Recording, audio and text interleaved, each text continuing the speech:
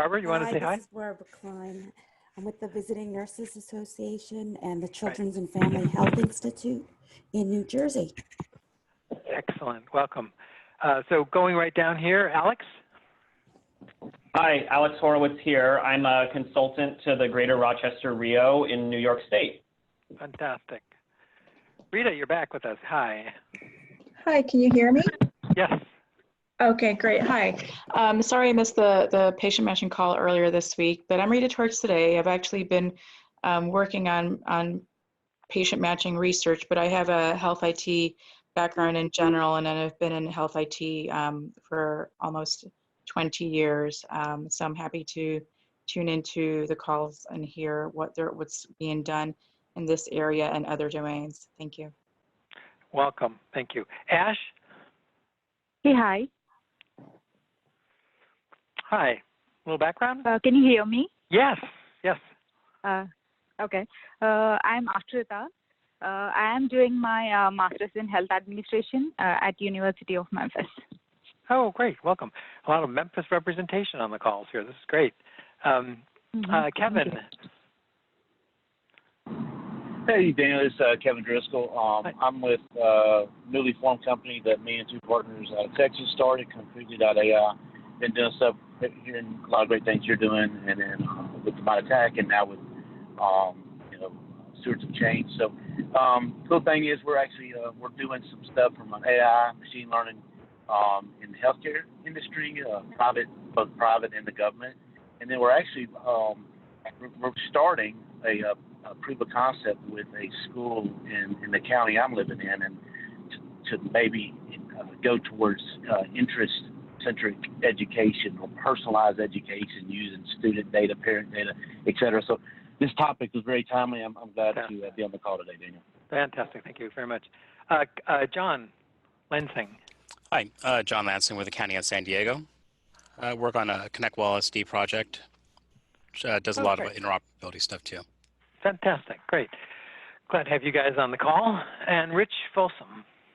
Hi, this is Rich Folsom. I work with Kevin Driscoll at Concretely, so I think he gave a good overview of what we do. Excellent. Great. Anybody new on the call that hasn't had a chance to say hello or introduce yourself? Now would be a good moment. Okay, well, great, welcome. As we've said in the past, if you've signed up for the National Interoperability Collaborative and the Let's Get Technical group, you can see members on that, and you can see their bios, what they're interested in, and get to know folks, start some conversations, or ideally participate and contribute in the conversations that are going forward. Let me see if this is going to work well. We have just a poll, two quick polls. I'd love everybody, if you're at a computer, just take a minute to respond, and then we'll just get a sense of it, who's online here. So the purpose of this first question is to ask you what domain of expertise or interest you have. So just go ahead and take a second, and let's take a look at the responses. And then I may just put everybody on mute for a second again.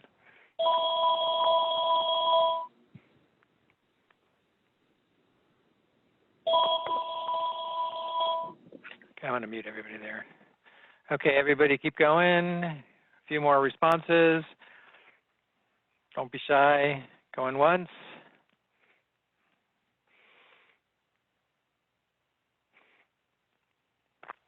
So these domains, as you may have heard from our prior conversations, have everything to do with the NIC and the work we're doing in terms of the focus areas. Okay, if anyone has last-minute contributions here, we will add this in here. Okay, so I'm going to end the poll if I can get my cursor over here. Okay, going once, going twice, great. Okay, so share results. I think you should be able to see it on here.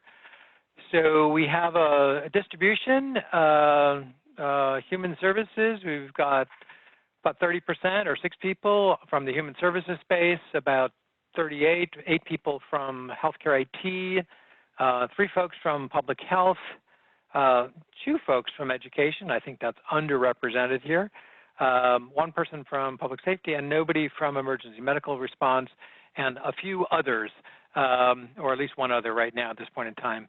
And the other questions, are you new or returning member? Truth and statistics here, we said we have 4 new attendees, although we had more that introduced themselves. So maybe everybody, maybe you can't vote when you're on the phone itself. So, but we have a bunch of folks who are returning, which is terrific. So just to get a sense of who's here, we're representing at least 5 or so of the domains. And so thank you for participating in that. And so what we'll do now is just do a couple of minutes. I want to just give folks just a brief overview of the NIC and see if that's going to work for us. So many folks have heard this before. NIC is a National Interoperability Collaborative. We refer to our work as a community of networks. And our purpose is really to drive interoperability and system change by convening, connecting, facilitating stakeholders to really enable cross-sector sharing. And the core of this is really cross-sector sharing. How do we have this conversation across multiple domains? We do some publications, research on the web. The NIC site itself, the hub, is one of our major efforts to try to facilitate this on a national basis. And of course, these kind of webinars and weekly calls are also part of the agenda. In terms of the collaboration, as I mentioned before, we have focused on, and we continue to focus on, 6 sort of major domains, and recognizing that there are, in fact, many subdomains under social and human services or health or public health, but as a kind of a construct for ways to think about how these sectors work together in normal day-to-day, but also in emergency situations. There's a lot of interaction. We've written a document for HIMSS on that, which is clickable here when you go to the PowerPoint to get a sense of it, so that we can begin over time have more conversations across domains, kind of like what we're doing now with person matching, which we'll hear later in the presentation. What is it about a particular technical topic that has applicability and use for other domains? So perhaps we can leverage that learning and harmonize some of the work that's going on. So we're delighted to have the opportunity to convene folks like we're doing now, and hopefully advance the field in some ways. You can find out more if you haven't been there at the link here, or just look for the National Interoperability Collaborative group, and add your comments and thoughts. We've got some lively conversations going on there, and look forward to your participation as we go through that. So with that, I'm going to now turn this over to Elliot to start to lead us through in this conversation around education and interoperability. Last thing I'll just say about that is, one of the things we decided to do was to, over the next several weeks, is to begin to present on different domains, so that folks from, as we saw from the other domains, get a sense of what's driving them. So education is a hugely important one, often left out of the health and human services conversation. So we're really delighted today to sort of interject that and the work that's going on in that field around interoperability and interdomain and cross-domain conversations. So with that, Elliot, are you unmuted here? Or do I need to unmute think you? I am. Can you hear me okay? Okay. Yes, hear you perfectly. And I'm going to send you the direction. I'm going to send you the baton. Yeah, I'm going to send you the baton. Here comes the baton. You got it? You got the baton? I do now, it says. Excellent. Well, see if you can navigate, and as we go through this, and again, if folks have questions, you put it into the chat, and we'll interrupt as appropriate. Okay? All righty. Good morning, everybody, and good afternoon to a few of you, because it's just crossed the noon thing. As a quick setup of what we're going to be doing, we are going to, let's see if I can get the, come on. All right. First, glitch in technology. There we go. The agenda today, I've got to figure out which buttons do what since I'm doing this remotely now. Do a quick round of introductions for the 4 speakers we've got to go over education. Give you a quick background in PK20, just so you sort of know what this domain is about. Larry's going to talk about interoperability and standards and some of our architecture, since this is a technical group. Richard's going to go into NEAM and FIRE because we think we might have a way that we can be communicating. And then we want to spend the majority of the time at the end actually going through a real use case so that we can really talk about data fields and how things work. So real quickly, my background, so you know where I'm coming from. I am the Chief Academic Officer at EP3, and I'm a pure educator, 40 some years, dating myself there, in K-12, some in higher ed, but I am a CIA person, curriculum instruction and assessment, who has learned enough about tech to be dangerous, but I work with the kids and I know what I need tech to do to make my life easier. Larry, could you give a quick few sentences, and then Marcely and Richard, and introduce yourselves and your background? Had to work the unmute button. Hi, I'm Larry Smith. I'm the Chief Product Officer here at Global Grid for Learning. And my background is primarily in network security on the enterprise and commercial side, specializing in authentication, identity, and access control. I made the transition to K-12 about 5 years ago now. So I bring, you know, kind of a view of what's the same, what's different in K-12 from the commercial space. So I want to present some of that today. Marcely?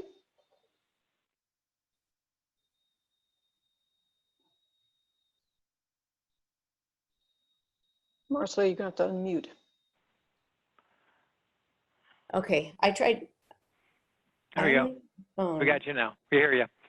Okay, so are you hearing the mute? Do you hear a delay?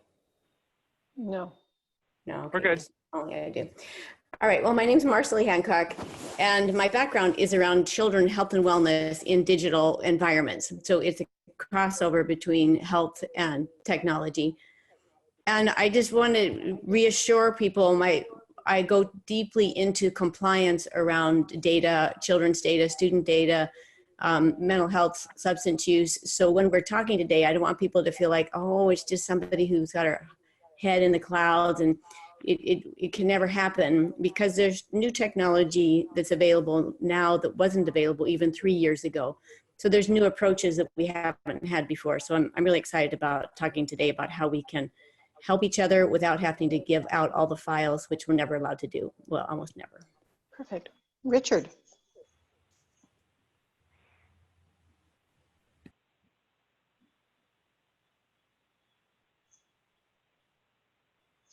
He may know of me from the Institute of Medicine. I directed the study on the electronic medical record, produced the book, The Computer-Based Patient Record, an Essential Technology for Healthcare, that launched the EHR industry and the AHR world of today. I've been a serial entrepreneur. I have basically a PhD in computer science, plus first couple of years of medical school, plus I also have a master's in library and information science. I was at the National Library of Medicine, National Institutes of Health, National Academy of Sciences, and have been, as I said, a serial entrepreneur. Sold our last company to United Healthcare. We built the largest drug databases in America, over 300 million Americans' drug data updated every night by all 60,000 plus retail pharmacies. Built the largest master person indexes in healthcare, over 300 million people. And so I've kind of been around the block a few times. Currently working on building the largest pathology databases in the world. So essentially been doing a lot of different things, but been working with Marcely at EP3 on identity and some of that, and interoperability. So it's great to be part of the team. Thank you, Richard. All right, I'm trying to control this. Daniel, it's not wanting me to run the screen. Well, let me advance for you then. Okay, so very quickly, here's the mission of the two agencies. You can look at that a little later, but you can see that EP3, we work on privacy, personalization, and protection around data for everybody. And then GG4L, we were talking about them last week. We literally are, that group is an integrator. So they connect the pipes and build them for all the data that flows in K-12. There's only a few of them, and we were talking about, that's why this was an interesting conversation, how our data does work in K-12. And I keep trying to control this. Next slide, Daniel. Let me see if I can give it back to you here. Okay. Nope, you should have it. Yeah, I thought I did, and I was able to. Try to right click and click next. Sometimes that's acting up that way. Yeah, no, it is totally refusing no matter what. Okay, so Maria is going to be the center of this discussion today and the presentation. You need to understand that Maria is not unusual to K-12. We have, you know, when we get into it, Maria has got some problems and we're dealing with them in K-12, but we could sure use some help. And that help resides in the other domains that are on this call. So that's why we wanted to make her the focus of the conversation. So I'm going to give you a little background on K-12. Just start flipping through the screens, Daniel. If you look at all of the K-12 districts, and I'm talking about public and private in the US, we all have basically, though the words are slightly different, the same vision and mission. Every child that exits 12th grade, whether it might be a little early, we don't want them to, but some of them are prepared. We want them ready to take a pathway that takes them through college, which is our term for lifelong learning, career, so that they can join the workforce and contribute to society, but also citizenship, so that they feel that they're part of a greater good. So here's the facts about us. The latest official facts, you know, we've got 50 states, the federal district, DC, 5 major territories. That's broken up into nearly 14,000 public school districts. If I add in the private ones and add up the schools, that's 132,000 schools in the US. It's a massive number, and we are all pretty siloed. Number of students, the figures are really, and it is increasing. There's 56.6 million, should be right as of today. This is for this year. We try and take estimates. Only 51 of them are in public schools. There's another 6 million sitting in private, oftentimes forgotten. We have a tendency in the US to talk about public school enrollment because the data is a little easier to access, because we do have roll-up requirements for most stuff into our states and then up to the feds, but even that is not all of the data. Almost 4 million of those 66 million kids, 57 million kids right there are going to be graduating from high school. We are hoping that they exit ready for the adult world, but do they know how to navigate the health systems and the human services? Nope, for the most part they do not, because their parents don't either. You also have another almost 4 million teachers that are out there that don't know how to, we don't know how to guide our students for those things. So when they run into problems, it's often pick up a phone call and try to find somebody to help us. The economics, and this is really unusual. We do spend about $14,000 per student, but the range is anywhere from almost $5,000 in Arizona and New Mexico up to 20-some in Massachusetts and Connecticut. So that's an average. It does not represent a fair picture of how poorly we have funded in some areas of the country. So it's $680 billion, but about 86% of that goes to pay salaries and benefits. And then the rest of it goes for paying the bills. Some of it can be spent on tech, but we run very, very lean. College kids are important to keep in mind because those are those kids in transition, moving into the adult world as we often thought. But if you'll notice in these figures, a lot of them are actually adults. That last set of figures, 7.4 million of those students are 25 and older. And if anything happens in the areas of health or housing, food, judicial, it may interrupt their ability to finish off that education and join the workforce or take care of their own children.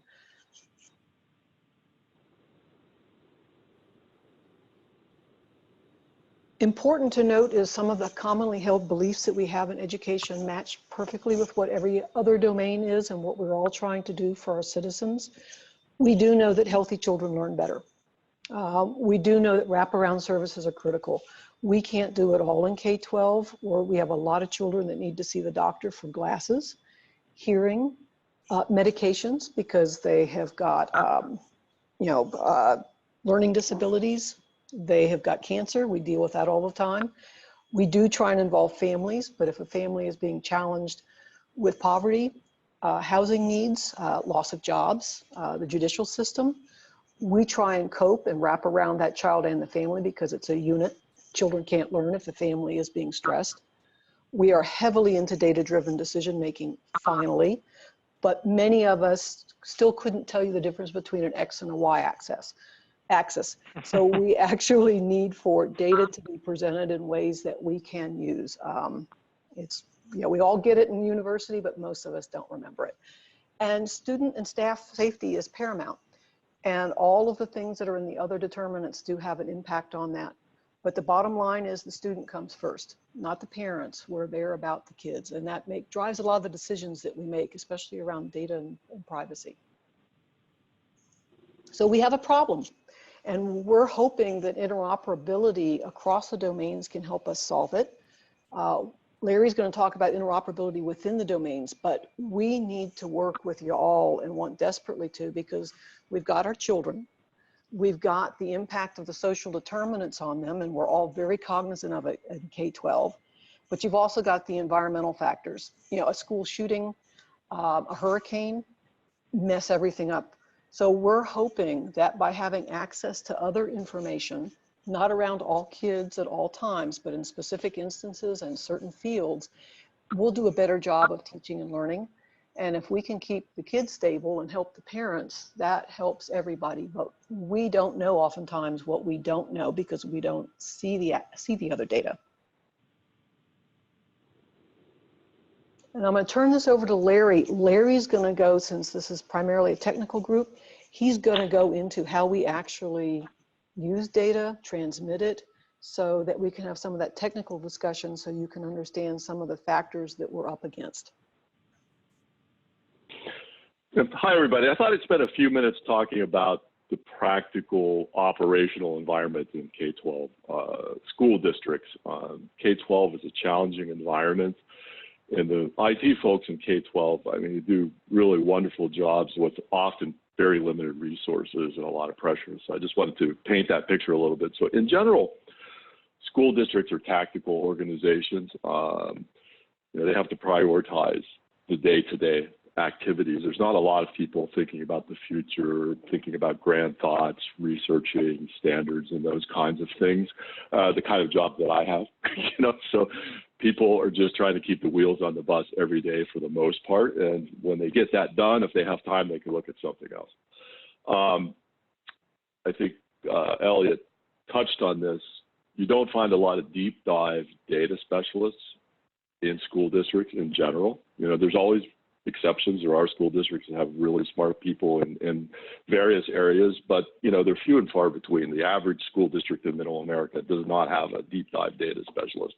So this leads to messy data that's not organized the way an enterprise might normally do it when they have a whole data management department looking at it, those kinds of things. And that means you clean up data later in the cycle, which is expensive, and it also sort of delays the value that school districts and states get out of data. States do data collection from districts. Often that data is entered manually. It takes time. A teacher's not going to enter data probably in the middle of a term if he or she can avoid it. They wait till the end of the term when they have a little breathing space to enter data, which means there could be months of delay before the data is even collected in some cases. If you go to a school and you want to extract data, most likely you're going to get a CSV file or a spreadsheet. It's unlikely that the school district is going to say, here's my API and here's the interface specifications for it, please connect to that. And we'll see later, even if they have that, the problem then becomes how many points of access are you going to manage, but this is also a problem in districts. Probably two items here. Let me talk about this one in the middle because it's interesting, I think, for technical people. When you work with school districts, if you've never done that before, you find out that at the end of every term, at the end of every year, there's this data churn that's crazy. So Los Angeles School District has 750,000 kids and 50,000 staff, 900 facilities. And it's like in a commercial enterprise, everybody got promoted, everybody changed offices, everybody works in a different department, has a new boss, moved facilities multiple times per year. It's like M&A on steroids. And by comparison, Apple has 130,000 employees, IBM has 350,000, Microsoft has 140,000. So it's almost like all three of these companies do this at the same time. And the IT guys at LAUSD have to manage this multiple times per year with way less resources and a lot less pay and stock options and that sort of thing than the guys at Apple, for example, get for doing the same job. So it's a very challenging environment, and my hat's off to them. A unique user base, so you think about it again, if I'm in the IT department at LAUSD, hang on just a second, the majority of my users are children. So I got 750,000 children, a lot of them under 13 years of age. Again, challenging environment. And not all of those children come from a nuclear family that lives in the suburbs, right? Some of them are migrant children, immigrant children. Some of them are homeless, foster kids. And you have to service those as well. And I think for this crowd, that goes to consent when you think about it. If you're trying to get consent for the guardian for a homeless child or consent for the guardian who happens to be in prison, these are challenging social problems that IT and the rest of the school district has to deal with. Okay, next slide.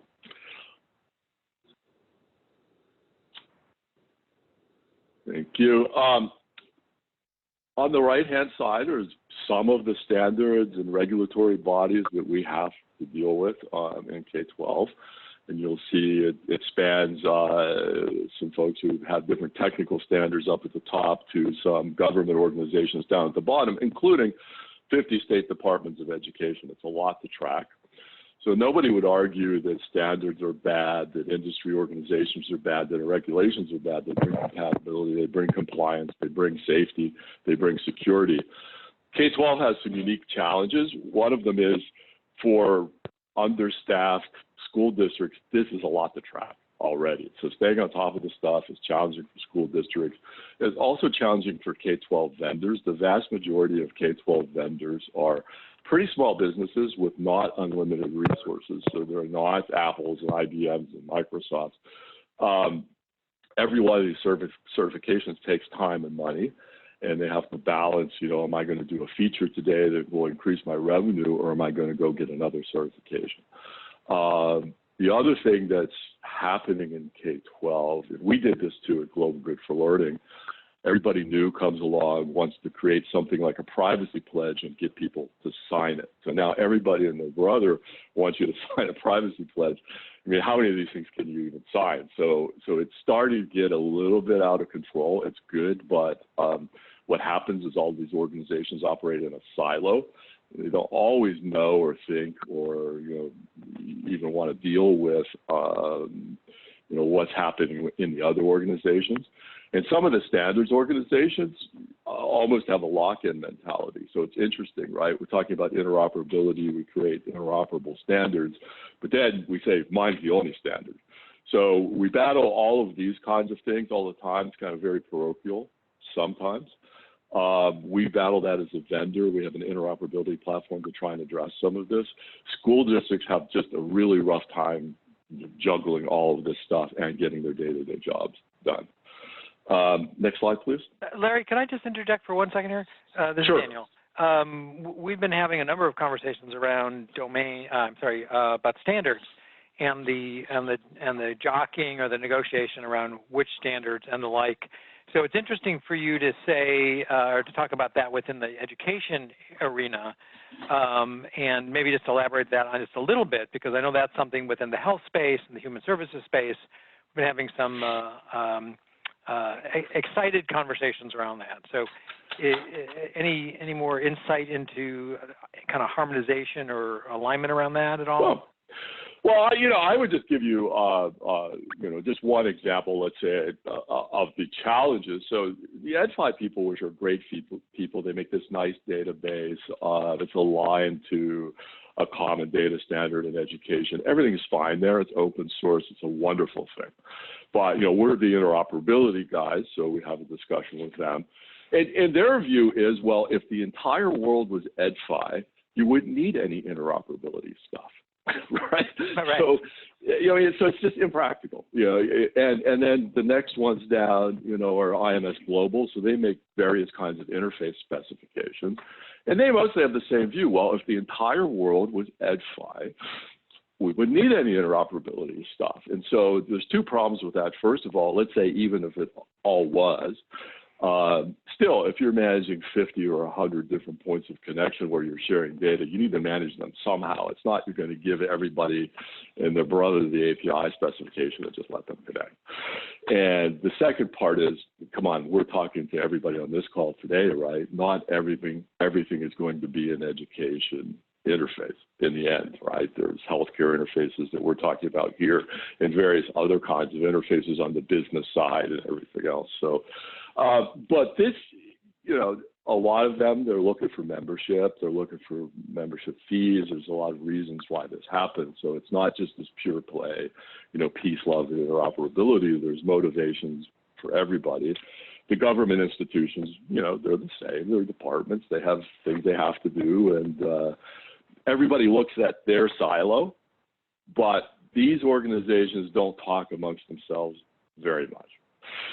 And so this is where the problem comes in. So it's left to school districts and people like me to talk to all of these organizations, try to make sense out of it, and then go back to them and try and negotiate with them individually. So it's interesting because we're all talking about interoperability, but when the standards and regulatory bodies themselves don't interoperate, it's kind of a funny situation, right? Right. Okay, and then there's some poor guy in a school district someplace who, just wants to get past the next term and get all the grades turned in and get that squared away, who's, stuck in the middle of it. Larry, you got 5 minutes. Okay, go ahead. Let's go to the next slide. I grabbed his. I grabbed a couple minutes from there. Keep going. It's okay. I'm just keeping everybody on time and honest. Thank you. Yeah. Thank you. This slide, so we make an integration platform, which is that big square block in the middle and the identity little thing down at the bottom there. So this is what we do. What I want to take away from this slide is the left-hand side of the slide are the information systems within a school district that are close hold, inside the perimeter kinds of data. So the student information system is a big one. There's learning management systems, EdFi we talked about, which is another kind of database that organizes various kinds of academic and facilities and financial data. You can have specific applications like the school nurse application, for example, Active Directory, Google Directory. So this is what they're dealing with inside. And then they'll have various applications for learning and business on the outside that have to share data routinely from some or all of these systems. So this is what they're dealing with, stuff outside the privacy perimeter, stuff inside the privacy perimeter. This is what they do today. Largely, they've been doing it manually. We provide some automation for that. And mostly, I just wanted to paint the complexity there. So let's just go to the next slide since we're running short of time. Again, it's a data pipeline. Everybody who tech on the call knows something about that. This is what we try to help them set up. If they're going to have to manage multiple pipelines, externally now, a lot of these guys are doing 20, 30, 40, even 50 external applications that they're sharing data with all the time. Next slide.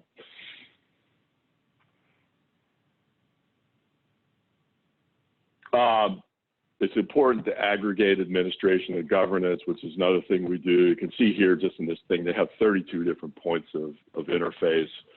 Those need to be managed somehow. It shouldn't be ad hoc, and it shouldn't be, just the Wild West where when a request comes in, yeah, here's my API, just connect, and nobody takes any other action. So we try to intercept that, organize it for them, give them a single pane of glass to manage all their interface points. Next slide. And so in the end, this is what we need to bring school districts along, which we're sort of missing today in the projects that we're working on with interoperability. School district needs to understand who's going to do what within the school district, and they're not going to spend a lot of time figuring out for themselves. So who are the actors, what do they have to do? What systems are going to be impacted? What systems might have to be upgraded to handle these kinds of data? You know, what are all the workflows and stuff? So you have to figure it out for them, hand it to them. You know, they're not going to do the research. They'll buy a system and operate it, but they're not going to figure it out for themselves from the specification. They just don't have time. So what we're looking at is unlocking the data silos, just like everybody else on the call is. So from our viewpoint, I don't think it is any different from what everybody else is going for, which is the research in the public safety, population health. Daniel, go ahead and advance it one more since my cursor still won't do it. Adding into that public health, us in K-12, and actually it would be pre-K-20, the emergency responders, so that there's actionable data for all of us to get our jobs done, and the vision and mission of everybody that really is on the call, which is to provide our citizens what they need to have, you know, a good life, and all the social supports that are needed. And Richard's now going to take us into his model around, and I know he's talked about it some on the other calls, but he was going to look at, he's heard what we've talked about in K-12, and I'm hoping he can shed some light on how there might be an easy way for us to work on interoperability across all of these domains. Richard, it's yours, and you got about 10 minutes.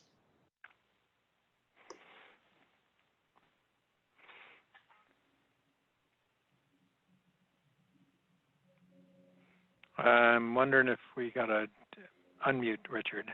He's in the okay. No, six. Sorry, I was muted there. Okay. There you go. So interoperability is a topic near and dear to my heart that I've been focused on for many, many years.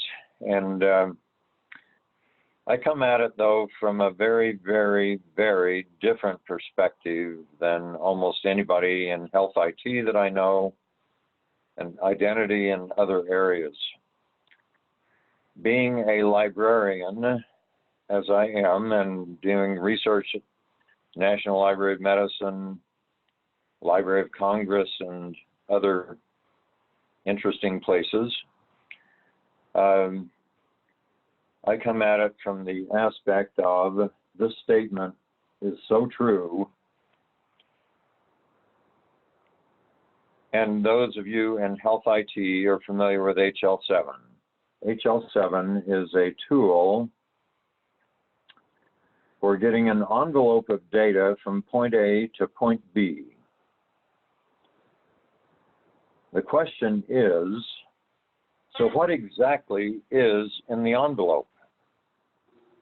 And what is there to assure me that the recipient can interpret the contents of the envelope with the exact, precise meaning that the sender intended?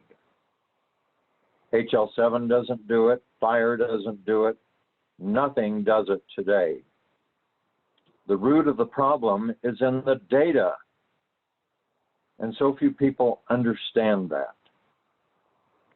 As a librarian, you have to break things down to their most elemental level.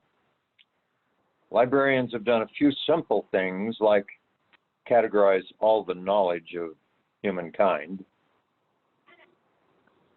And so this statement from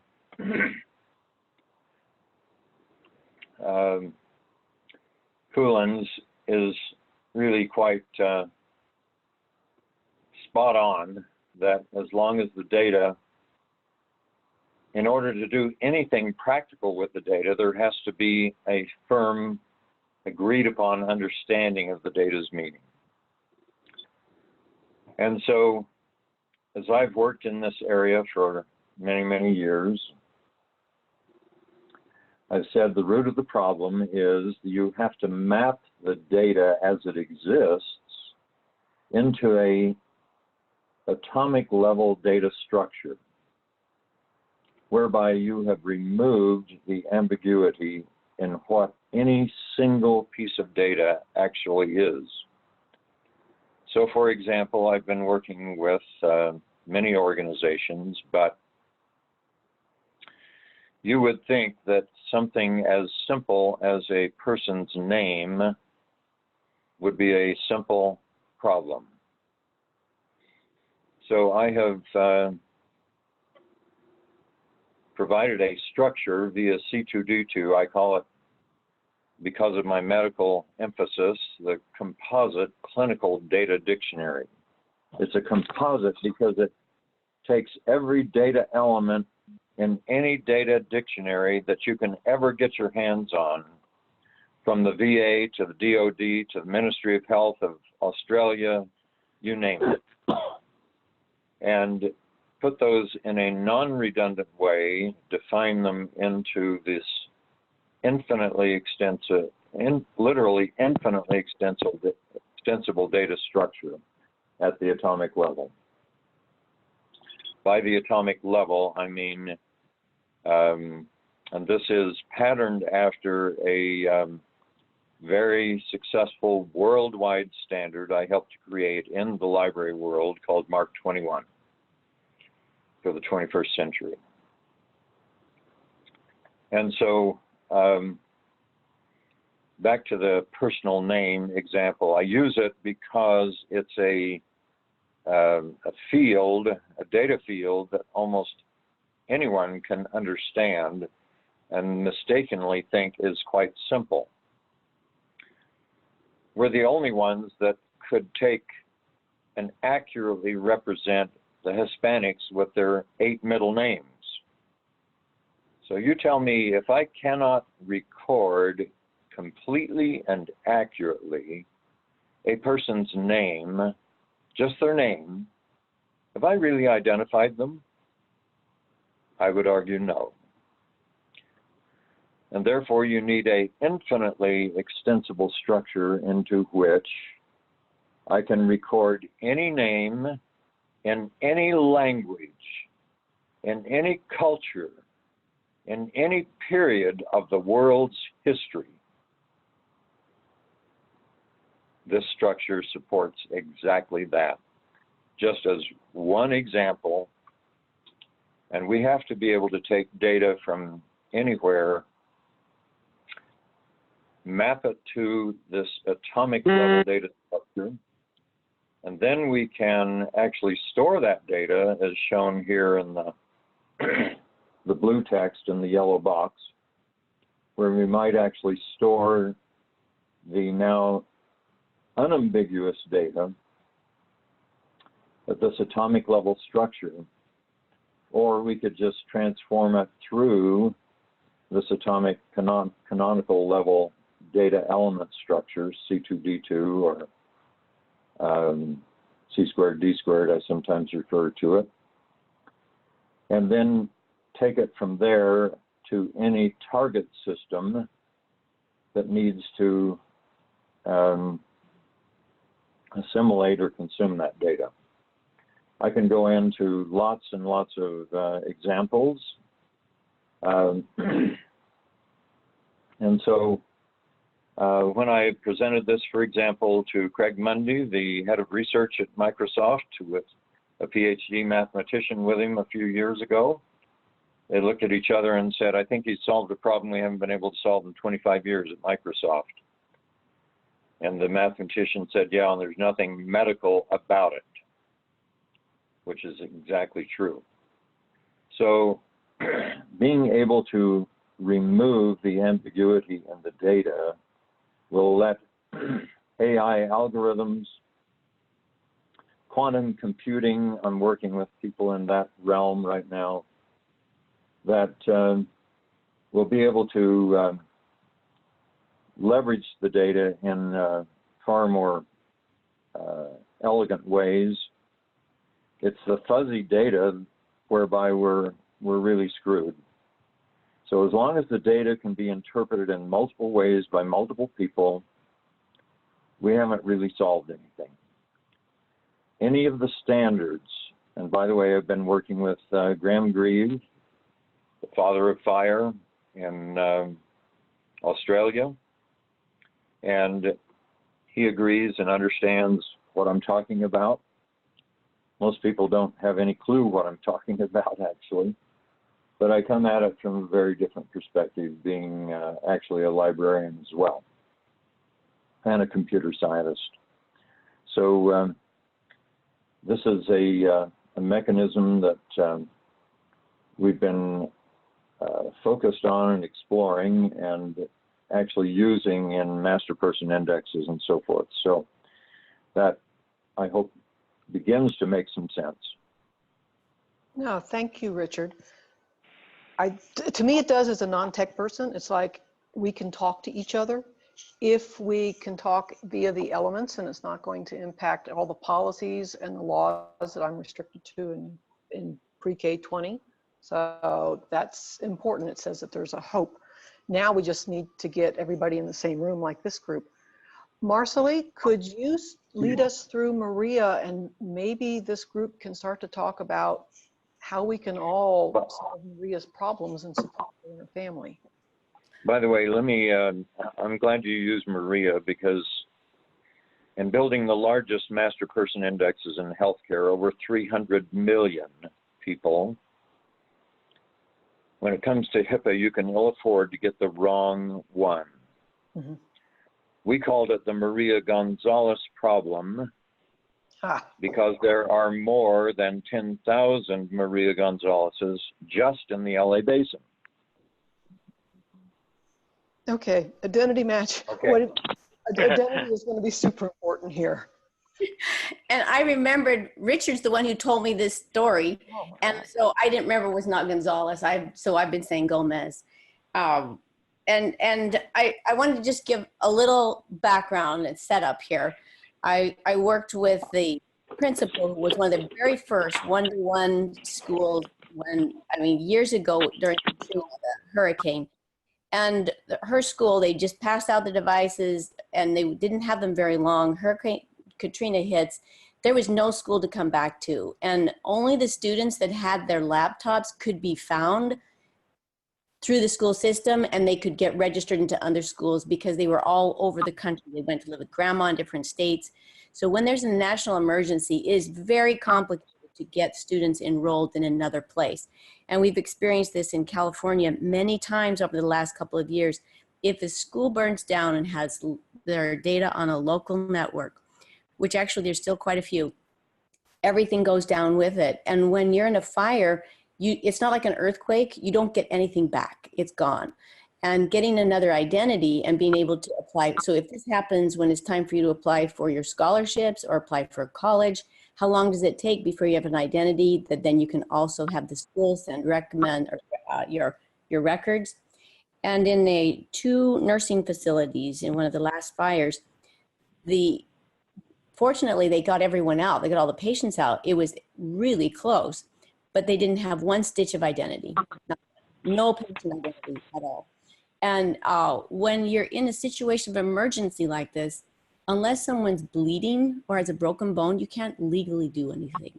So I'm encouraged since the fires, there's been some good work done with the Red Cross and some temporary identity solutions put together recently. And so when we had this latest disaster, anyway, it's encouraging to see that there are ways to move forward. There's not one way that is going to resolve all identity or all interoperability issues at one time. So I'm not expecting that, but I do believe very confidently we can take small communities and prove it out and start the process. And the reason it's so important is that we live our life in a location as a whole person. But the technology has, in the United States, been all built around a sectorial background. And what that means is that the Department of Education enforces student privacy, which actually means, unless you're, K through 12, it means really no enforcement. If you are a consumer piece, you're the FTC. If it's a pipe and the communication cables, it's the FEC. If it is justice, it's going to be the Department of Justice. And then all of the issues around healthcare, interoperability, or data structures, formats, all of those just mirror every single community. So we didn't used to know that our atoms look just like our solar system. Basically, you've got these big masses and things rolling around and orbiting around. that's every single sector in the United States has that issue, but I also work with the OECD and the ISO and the IEEE around international standards, and it's always the same fight. Well, but if everybody would do mine, it would work out great. So I do not see the need to assume that we will always go to one solution that solves it. We will always need to be able to take our data, know what we have it identified small enough that we can be agile as all these laws, all of these formats, all these requirements, they keep changing and they get more and more granular. So I have Maria here. She has anxiety, so she decides to self-medicate, and she starts out with alcohol, and that gets a little bit more and more, and then she has some issues with drugs and alcohol. And very much like most teenagers, that if you're a teenage girl and you're drunk, you also are likely to be sexually, have a sexual experience. And then you might also have an STD, which for high schoolers in the United States is a significant problem. And I kept her at 12 because that means now she's under 13, which is COPPA, the FTC law. She's at school, so it's FERPA, but you can't, there's issues around confidentiality with Maria because she lives in California. And in California, I'm on the Behavioral Health Board in Santa Clara County, and a 12-year-old in the state of California can have confidential, no parents know, reproductive, mental health, and substance use care. So she's 12. How do we manage her care after now she's been picked up, she's sent off to jail because she's been caught with dealing drugs, and she's young, she has mental health, substance use issues, she has sexually transmitted disease, and she is in jail, incarcerated. And now how can we really look at her as a real life person? And even though all of our laws have created silos that have different vendors that sell different technology, she's still Maria. She's a real life person, and we cannot coordinate her care. So currently, there are little pockets of some people who do some things. Much of it in the justice system gets done on the phone because they don't want something that can then be subpoenaed. And in the healthcare system for mental health, somebody's got to go over and pick up records. So it is a situation where if we look at two challenges, one is, do we have confidence that we know who she is and her rights and our responsibilities? And the other is the information that we get, is it useful for us? Does it make sense? So that's the scenario. So Daniel, what's the easiest way to have everybody sort of respond from their context to the case that Marcelly's talking about? Well, I think there are two ways. One is, I know that this is going to be addressed a little bit in the update on the person matching with Brian and Dave and Pradeep and stuff like that. But the one way is to just ask questions. You know, it's obviously there's a variety of different systems here that need to exchange information, each of which has different different systems, different protocols, different laws. So it's a highly complex case. I guess I would open it up and ask if there's any, you know, as the participants here look at this, you know, what comes to mind in terms of their own particular domain, how they were addressing this kind of complex case. And it might be something that we actually have to do, you know, in a more deliberative fashion online too. And that would be fine, because, and guys, we can't do it the old way, which was my school nurse picks up the phone, or my school counselor picks up the phone and dials somebody, or sends an email and says we need to talk, because, you know, for the most part, we can't send you anything, but we don't think you know about this.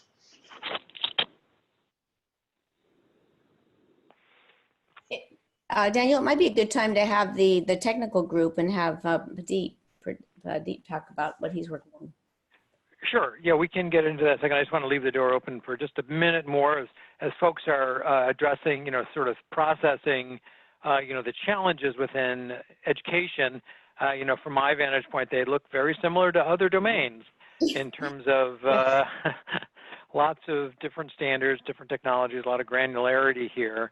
One of the things we wanted to point out was, you know what, we're looking, you know, as we're trying to exchange information, particularly around education and others, there's a whole host of challenges that require us to think more broadly if we're going to enable sharing of health information or public health information or criminal justice information.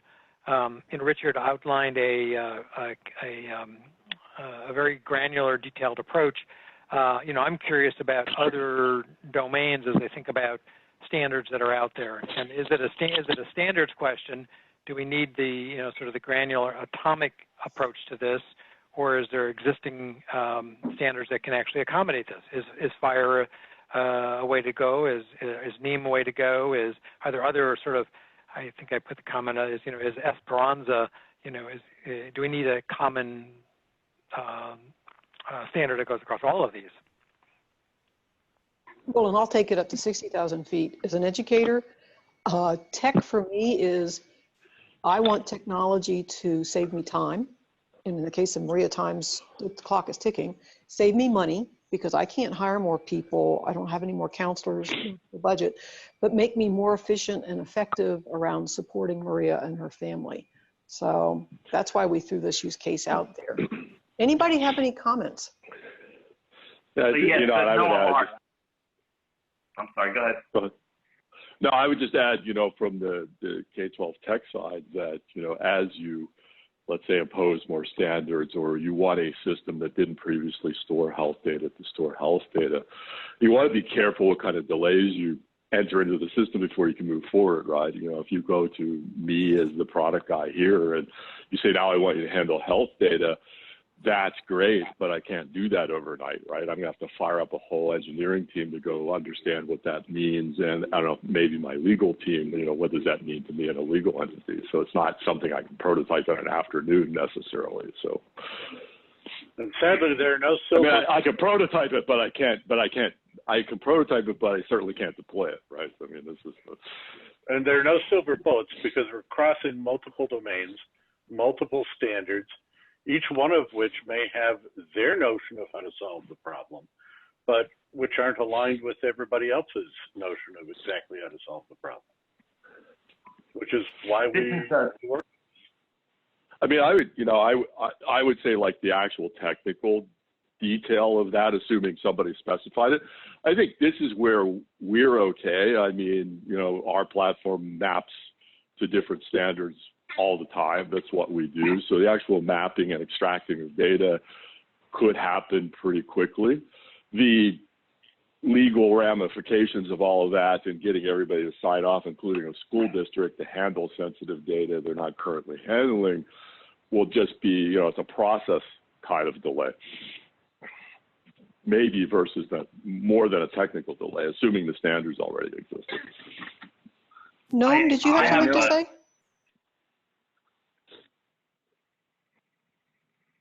Excuse me?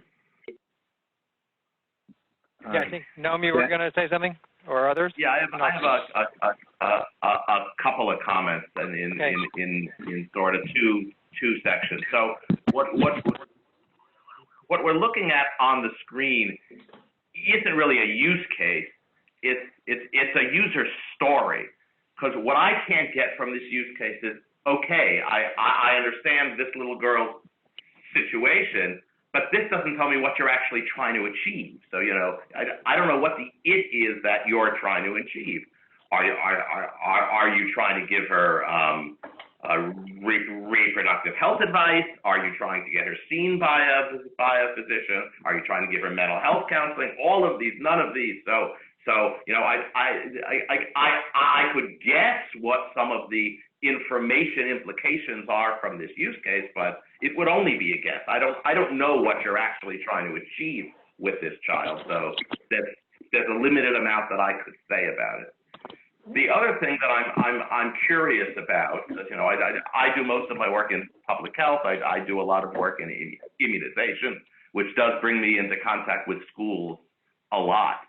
And we run into FERPA a lot, because health records in schools are considered a educational records first and health records second. So even though they might be an immunization record in a school, our understanding is that FERPA takes precedence over any other health-related policy or law about the exchange of that data. But FERPA is like HIPAA in some ways, is basically about consent. So if Maria's parents, or depending on her age and the state she lives in and the subject matter, Maria herself consents to her data being shared, FERPA is not an obstacle, correct? That is correct, and that is absolutely correct. And you're right that we set this up as a story. So the assumption is, how do we coordinate her mental health, substance use, her ongoing care for the reproductive health? Each of those in that whole conversation is a better use case. The challenge is, how do we agree that that is Maria for her to consent, more than the one place where she is face-to-face with someone? We don't have a system in the United States to identify children under 18.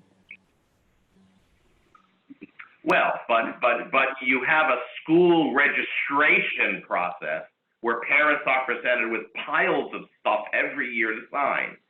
Is there typically in a typical school essentially a release for health-related data in that pile of stuff that parents sign? You know, Should there be? The challenge is that right now the courts, like the court or mental health or substance use, they're not allowed to talk to schools. At this moment, there's not a pathway, and even sometimes they are allowed, but there's some concerns about how to do that. So they are allowed if they are sure they've got the right person. So that's why I think it's important we have a way to solve, do we have the right person, and then from there, do we have consent, and from then, do we have, does the information we have, is it legal and helpful for us to, when we get it? And I know that particularly in relation to reproductive health, it gets more complicated because in most, if not all states, an adolescent at a certain age has the right to privacy, even from his or her parents or guardians, and that only makes the school's job harder for the right reasons, but harder.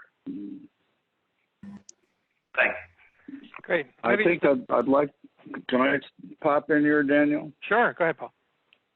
I think Richard did an elegant job of defining the fundamental problem. This story about Maria is useful in identifying the challenges we have in making interoperability a potentially useful way to provide answers to some of those questions about what treatment or whatever. But the semantic interoperability that Richard described is the fundamental problem. And the only way that I can see to solve that is to achieve a governance process that solves the problem of harmonizing the meaning of terms across disciplines and domains, which I think is really exactly what NIM has been attempting to do. And I don't know that anybody in education has really explored using NIM, and I suspect they probably haven't, because given what you all have said, that education is really stovepiped at the district level and isn't really into automating information exchanges with other domains as much. But NIM is a governance process that's been well established across 18 different domains that does create that harmonization that Richard talked about. Thank you for your comment, but I want to emphasize one thing, and that is we are the most, when I talk about C2D2, it's at the most elemental level. It's not about vocabulary. It will enable more accurate vocabulary. That is, I've worked with what's called SNOMED, founders of SNOMED, Systemized Nomenclature of Medicine. And those founders of it said, we really like what Richard's trying to do with C2D2 because I have 4 quadrants and vocabulary is one of them. And the founder of SNOMED said, if I want to be very precise about vocabulary, which isn't data, it's terminology. It's above all of what I'm talking about. Ontology. But if I want to be very precise about certain terminology and actually get down to the level of splitting hairs of what I mean this versus this very closely related term, guess what the root of that problem is? It's in the data. I can only be as precise in my terminology as the data will enable. That's why a good data system gets designed from ontology first, then into, all right, syntactic representation of data. And as a consequence of having defined the meaning, the semantics in the ontology, you implicitly are carrying meaning as well as the syntactic representation of the data. Unfortunately, we have far too many systems where somebody just creates a data representation, a schema, without, at a syntactic level, without thinking to nail down first exactly what does this data mean. The problem Neem is trying to address. Yeah, this is Larry again. I was just, I would share a couple of comments back, again about K-12. So I was in a conference recently, very similar topic, but it was about sharing academic information, credentials, and that sort of thing. Mixed crowd, some were higher ed, some were K-12. The higher ed guys were having exactly the same kind of discussion we're having here. Everybody was really happy. The K-12 guy stood up in the room and said, look, guys, I don't have time to do all this stuff. I just tell me what to do, right? Give me a product, tell me what to do, tell me what screen to go to.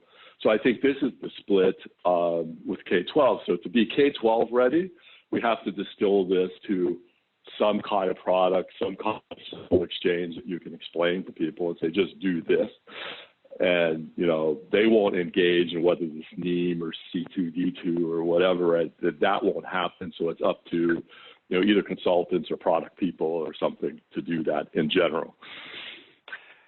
So this is Daniel. Let me interrupt here for a second and just recognize that we've got about 15 minutes left. This is exactly the kind of conversation we want to get into. Clearly, we're just starting to dive into some of the challenging parts of it. What I'd suggest is 2 things. One is we think about sort of reprising this conversation, we're getting back into the standards, ontology, semantics, syntax kinds of conversation, which is really incredibly important as we go across domains. So I would suggest either we schedule some additional time within the full meeting, or depending on people's appetite, we actually think about potentially creating a separate group, like we're just about to hear from on the person matching group, and would invite people to get into this in a little more detail to begin to sort of line up, what Richard is talking about, what Paul is talking about, what Fire is talking about, what Snowbed, and really begin to have that conversation so that we can articulate what's the right way to go here, what is a right way to go in order to cross these domains, because that conversation is becoming more and more and more prevalent as we move forward. Daniel, could I make a comment about what you just said? Please, Adam. No. So to me, this sort of domain relevance, I'll even say domain specific, but it's not really domain specific. Right. That's the point. This sort of domain level conversation to me is different than the patient matching stuff. Yeah. The patient matching stuff is sort of a focused technical problem. Yeah. Yeah. And I think it's fine to spin that out. this domain issue in education isn't a domain issue. It's actually a cross-domain issue. And I think we should, in my opinion, resist spinning this out, because this very conversation about a cross-domain discussion is exactly what I think everyone should participate in. It's just my own. No, that's, if I could add one thing to sort of wrap it up, I want to thank everybody for listening to us. And here's my dream as a principal and an assistant soup. This is what I wish the functionality was, which is what Larry was talking about. I just want you to tell me how to do it. But what our dream would be is if Maria was sitting with the counselor and the counselor was making notes in our data systems, some in the SIS, that somehow there are fields that she is filling in that would be shared, exchanged, viewable by the other agencies that could help. And a message would come across to judicial that says, you know what, this kid's underage, maybe we need to go find her, or health would. And it wouldn't have to be a phone call, but you would see it, you would see what is appropriate to your role and responsibility, because she and her parents don't know how to find you, but you know how to find her. So if the data could do that, my gosh, the time and money that we would save and probably get help to her would be ideal. That is the dream of us in K-12. You just tell us how to do it. We just want to enter the screen and have you guys show up and get her out of trouble, okay? But what you're describing is a workflow.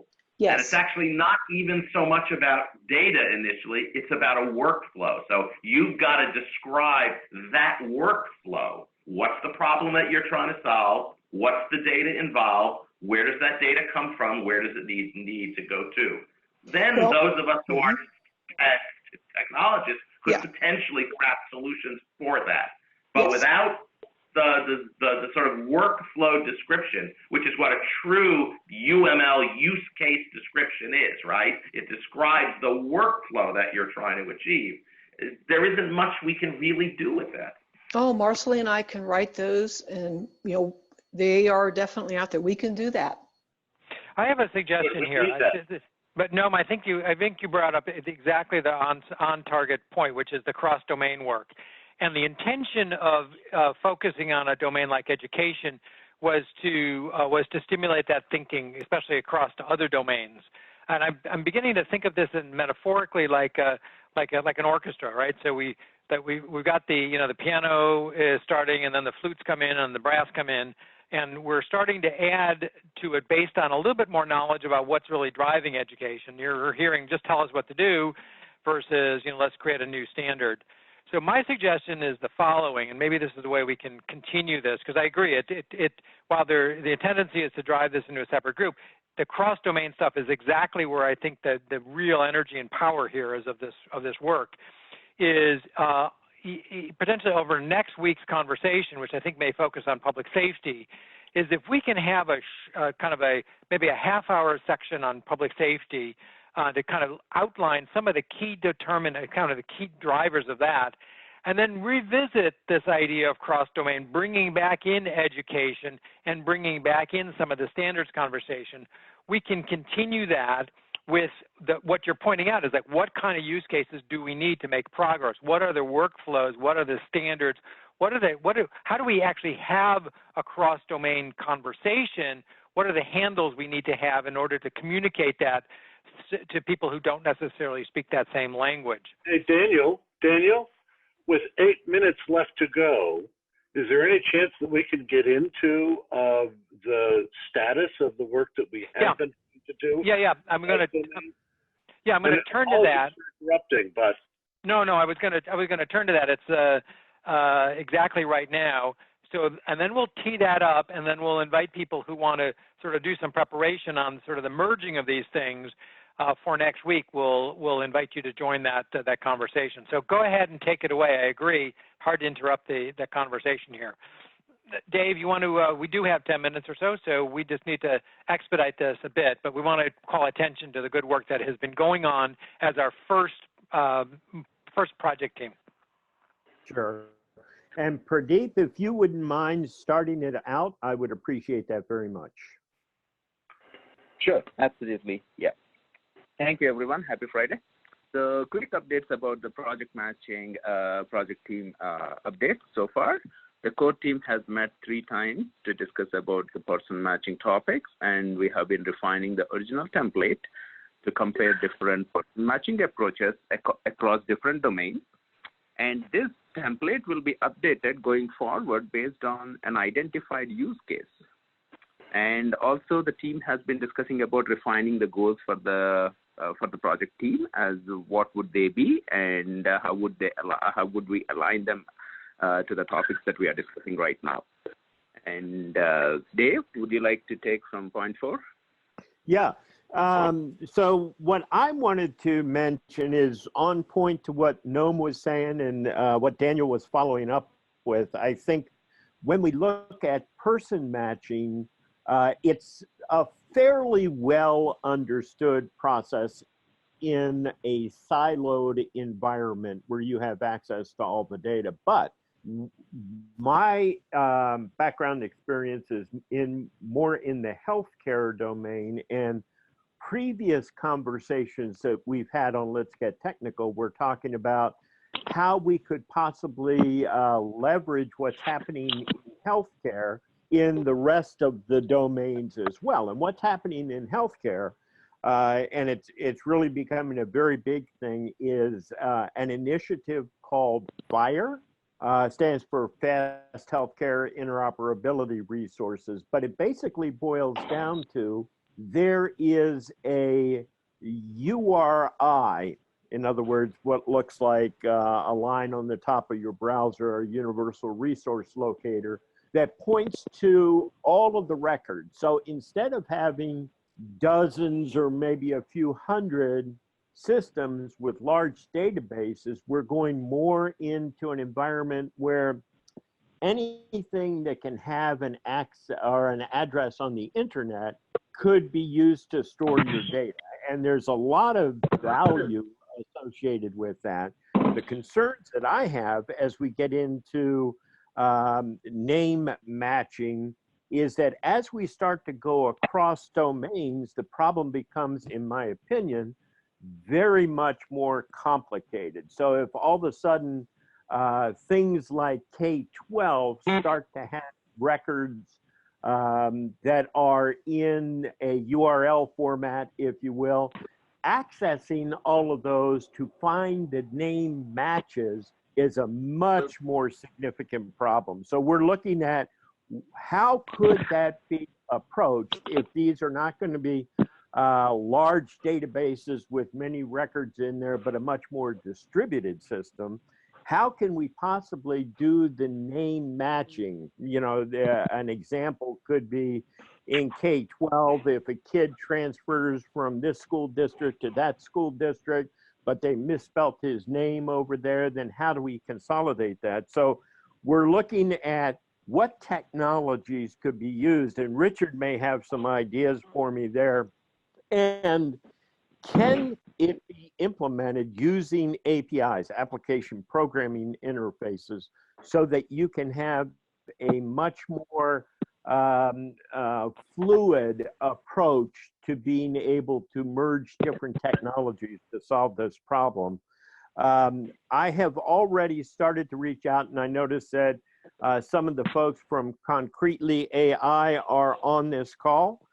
They're helping me start to look at that specific issue of how can we do cross-domain matching when those domains may wind up be thousands of different endpoints, many thousands of different endpoints.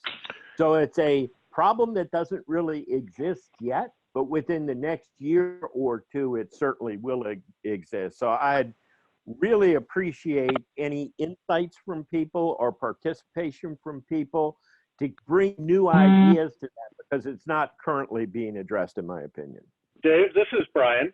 I'm not Hi, sure that the issue so much is whether or not you can accurately and quickly get to a record, such as having a common URI to get to a record, so much as it is going a step before actually getting to a record and saying, is this human being that's standing in front of me the same human being that that you have in the database that links to that particular record.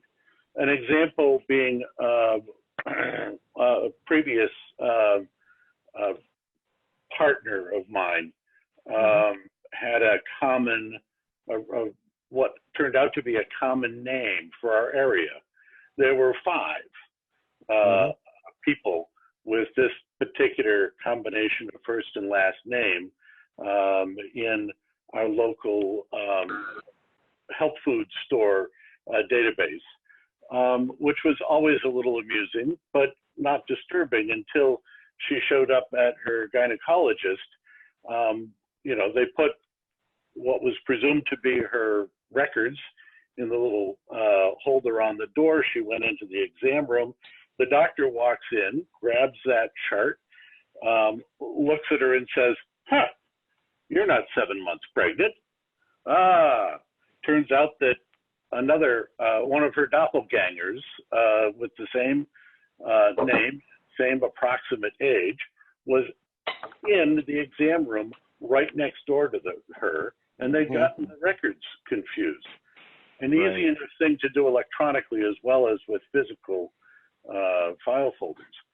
So this is where the patient matching and client matching problem exists. It's not trying to find the right record. It's trying to find out whether or not we have the right person. Well, I think there's 2 parts to that also, right? The first part is that the process for identifying someone is different if they're in front of you versus if they're not in front of you. Because if they're in front of you, they can participate in the identification process, whereas if they're not in front of you, you have to work with the data you have. So those, I think, are 2 different processes with very key important differences.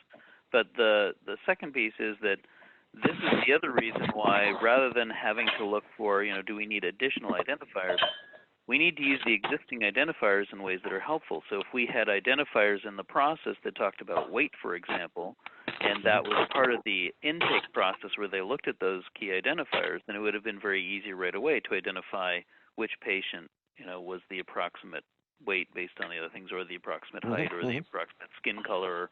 Again, the numbers in and of themselves are not enough, and you know, the creation of new numbers is not really going to help. What we really need to do is make sure that we're looking at the whole person. Yeah.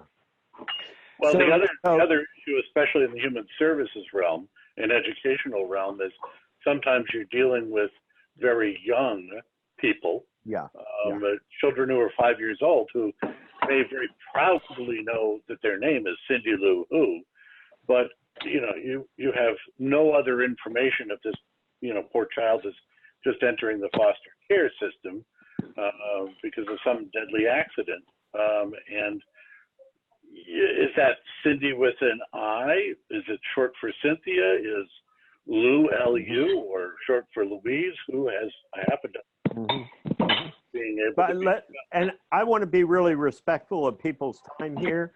Let me just give you a very quick example. One of the initiatives in healthcare and fire and so forth is a broadcast query where you can say, give me all the records on Daniel Stein. 5 different agencies and 2 consultants. In a couple minutes, I got another call. I'm screwing this up.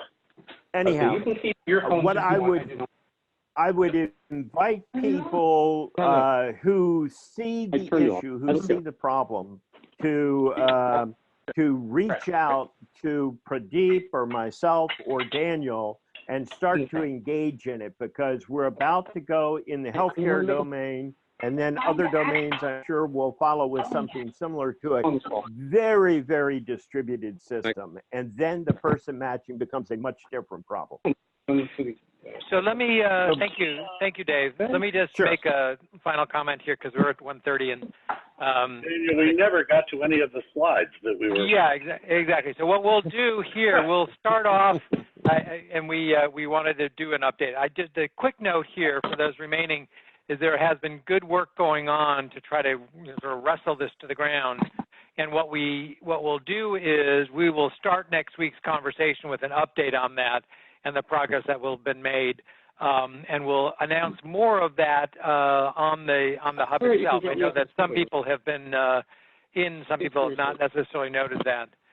So what we'll do is we'll start next week with that. Folks, please put yourself on mute. I want to mute everybody then. So what we'll do is we'll start off next week with an update on what has been going on with the person matching, and by then we'll have a little more information. We'll move into an overview of criminal or public safety, and then we'll open up. We'll reserve a lot of time for this conversation that seems to be coming from lots of different directions, which I think was very, very, very interesting to folks. And we'll try to start to blend the education, the health, public health, TAFCA kinds of conversation in this. So with that, please look for notifications on the website, and in particular, in this group that will be doing some planning next week. A couple people have stepped forward who've said they want to join the call, and we'll schedule a couple of those next week to facilitate those and identify some good questions. Again, all this tape will be put up online probably by the end of the day today, and let's try to engage and continue the conversation. Clearly, there's a lot of interest and heat on this, a lot of interesting. So I appreciate the participation and all of your good contributions to the presenters today, and for those of you who will be coming on next week, invite your friends and colleagues as well. Just last comments before we shut down today's call. Anyone have anything they want to say? Just thank you for listening, everybody. Great. Yes. Thank you very much. All right. Thanks, Daniel. Okay, everybody. We'll talk to you soon. All right. Thanks, Daniel. Bye.